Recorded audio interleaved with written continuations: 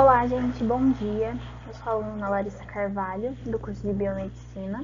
Eu vou ficar responsável por realizar a apresentação sobre a temática eixo hipotálamo-hipófise.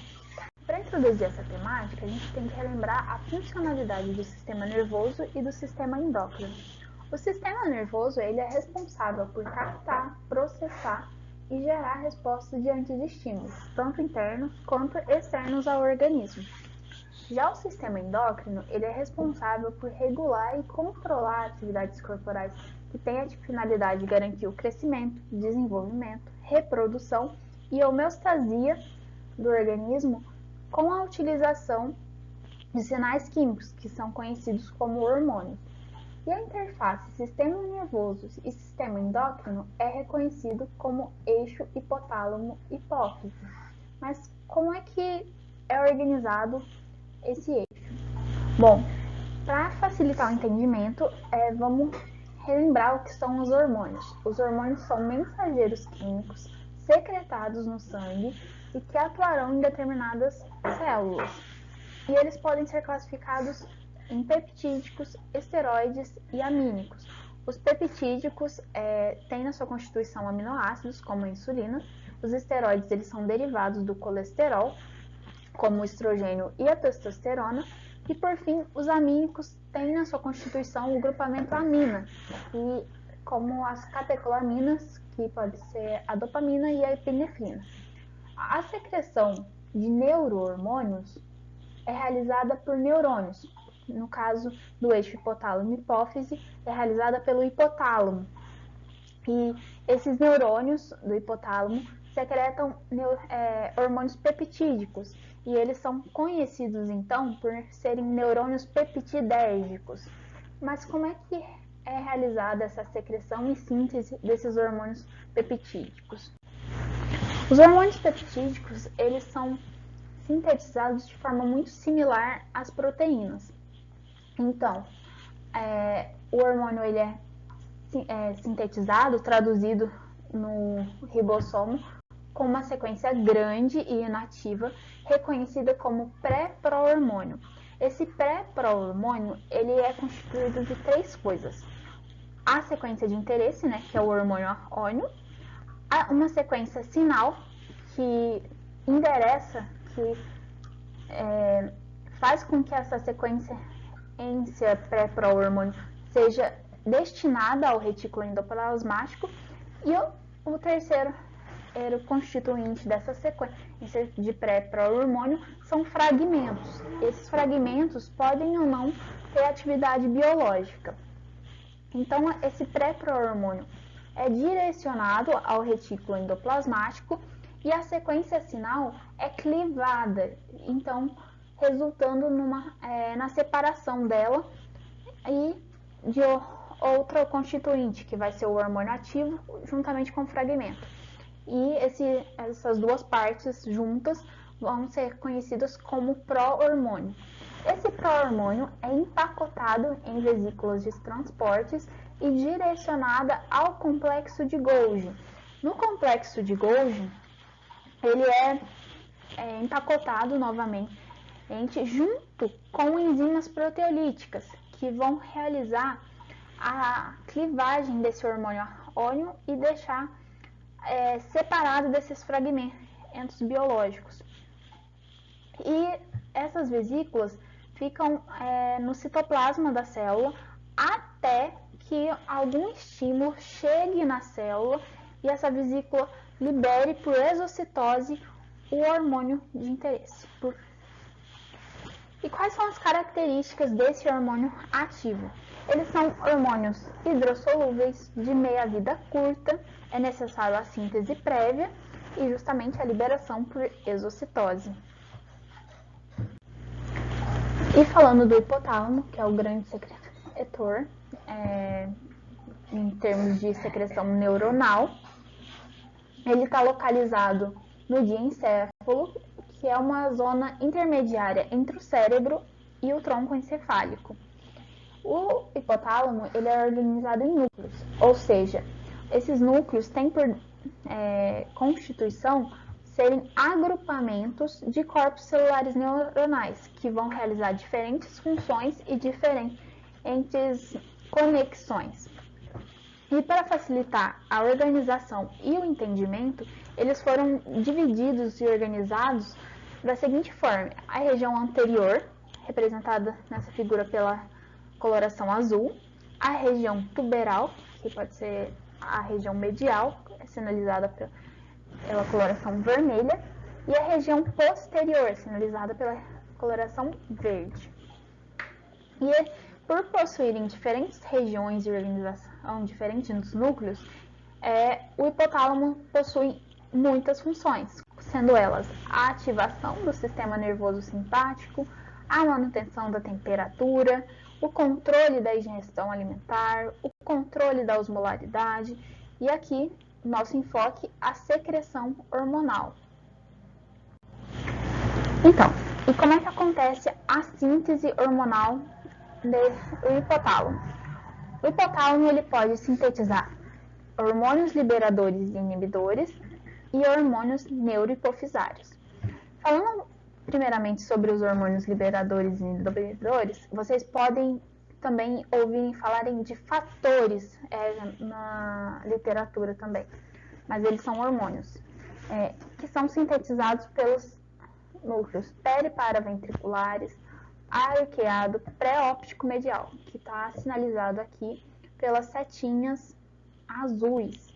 E esses hormônios liberadores e inibidores, eles vão atuar na adenohipófise, enquanto os hormônios neurohipofisários, eles são sintetizados pelos núcleos supraóptico e paraventricular, sinalizado aqui pela setinha preta, e vão atuar na neurohipófise. Não atuar, mas com o decorrer da aula vocês vão entender qual a funcionalidade na neurohipófise. Bom, e falando em hipotálamo e adenohipófise, a correlação entre eles, o hipotálamo vai secretar uma série de hormônios que vai atuar na adenohipófise, sendo eles o hormônio liberador de tireotropina, que é o TRH, que vai estimular o TSH na adenohipófise, a liberação de TSH, e este vai atuar lá na glândula tireoide. O hormônio liberador de gonadotropina, que é o GnRH, que vai estimular na adenohipófise a secreção de FSH e LH. Esses vão atuar nos ovários e nos testículos.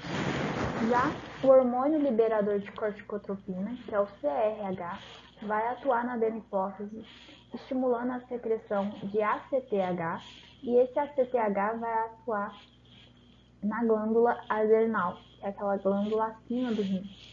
E também o hormônio liberador do hormônio de crescimento, o GHRH, que vai estimular a liberação pela adenohipófise de GH, que estimula o crescimento do organismo.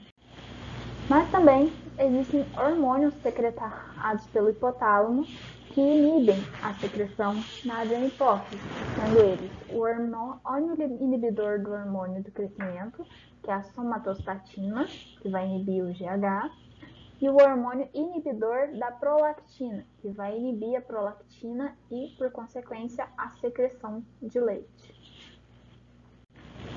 Já o hipotálamo e a neurohipófise, eles são organizados de uma forma diferente. Então, lembrando, o hipotálamo possui núcleos que são constituídos de agrupamentos de corpos celulares neuronais. Então, o corpo celular de um neurônio reside no hipotálamo, mas a sua terminação axonal vai residir na neurohipófise.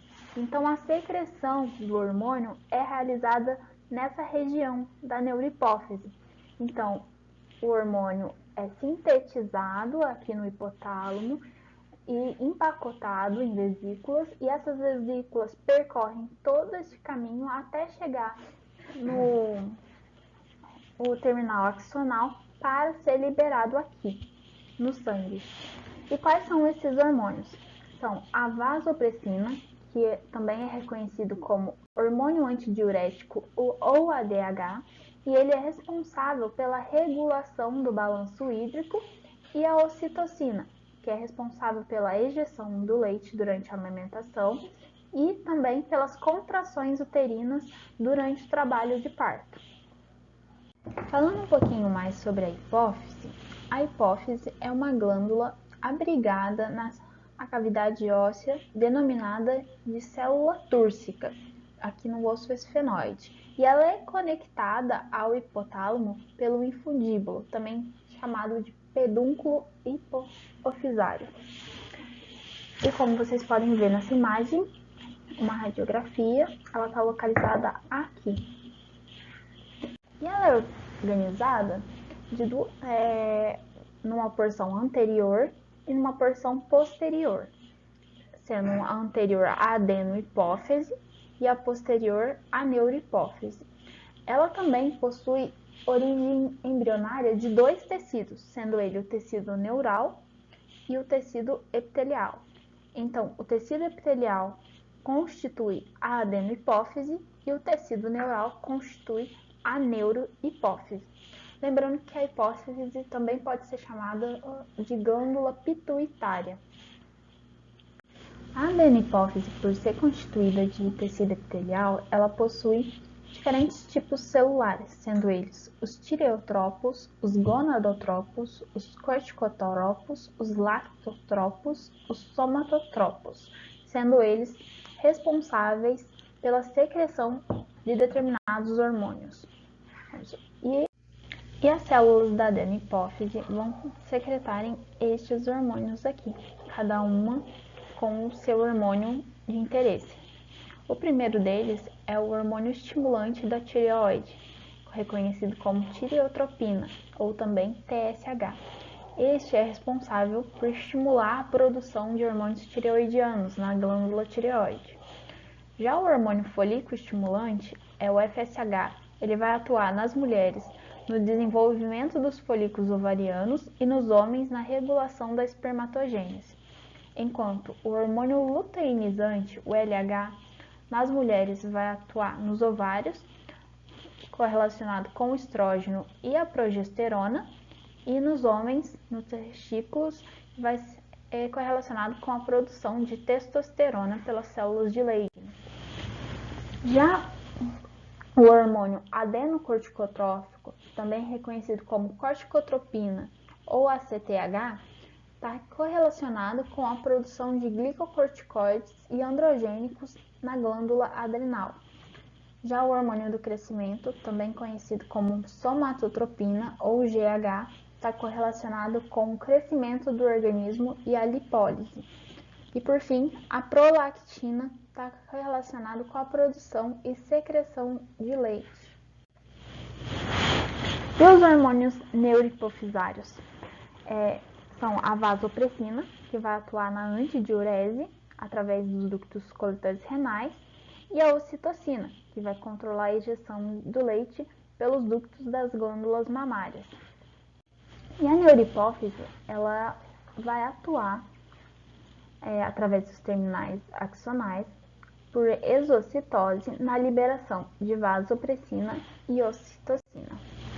E aqui, para agrupar as informações explicadas ao longo da aula e concluir o eixo hipotálamo-hipófise, ou seja, o TRH, que é um hormônio hipotalâmico, vai atuar na adenohipófise, estimulando a liberação de TSH, que vai atuar na glândula tireoide, na síntese de hormônios tireoidianos. Já o CRH vai atuar na adenohipófise, estimulando a liberação de ACTH, e este vai atuar no córtex da glândula suprarrenal, falando na liberação de cortisol. O GHRH vai atuar estimulando a liberação de GH, enquanto a somatostatina vai atuar inibindo, e este vai atuar no crescimento do corpo.